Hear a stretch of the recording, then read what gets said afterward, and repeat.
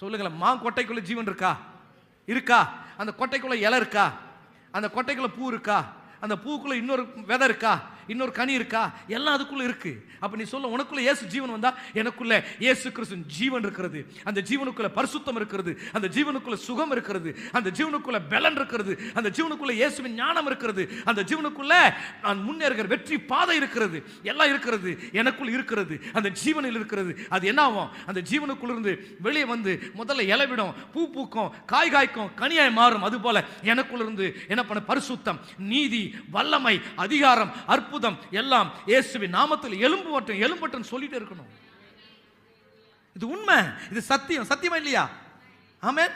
என்னை விசுவாசிக்கிறவர்கள் கெட்டு போகாதபடிக்கு நித்திய ஜீவனை அடையும்படிக்கு உயர்த்தப்படும் சொன்னாரா இல்லையா? ஆமாவா இல்லையா? அவர் உயர்த்தப்பட்டாரா? அப்ப நீ கெட்டு போகலாமா? கெட்டு போவியா? பணம் இல்லைன்னு கெட்டு போவியா?